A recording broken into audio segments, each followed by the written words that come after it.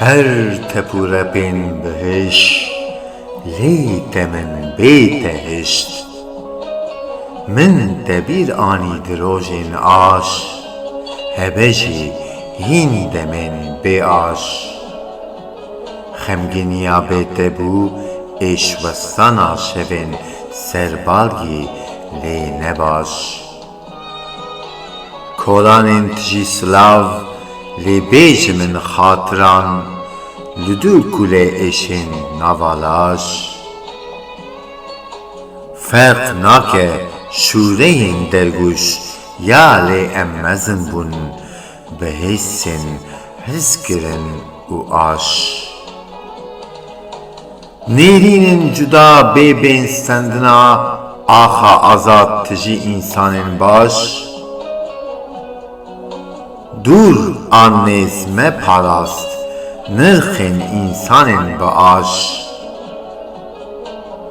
Bi mînaka şaş nebin, gulêbûnên fers li ên baş.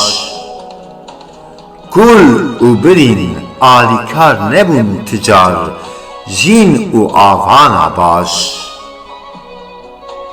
Bêjan, bêkulecan, însan her qadirê rojên dilaş.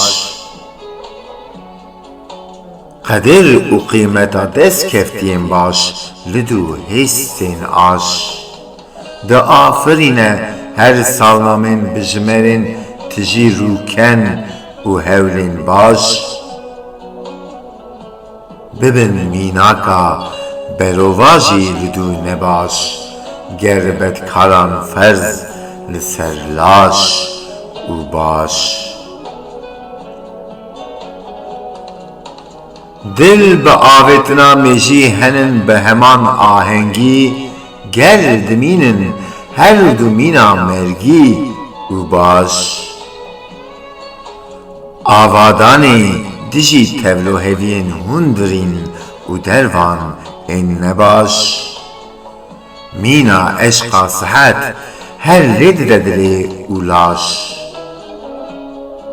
Ji bo baş û pêşerojekê bi aş, bê aş û baş û silavdaş, civakan ti carî ava nebûn tenê bi kesek û yek aş.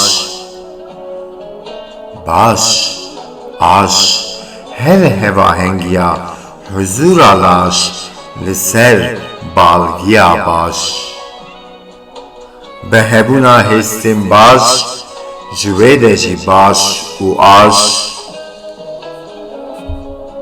Jînewariya bi demên dilxweş û wêjeya bîra bi aş. Destxweşiya bi hev, henge û aş.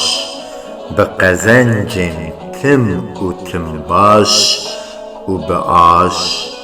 Tîne li dû encamê bê şaş, lê her keyfe şaş.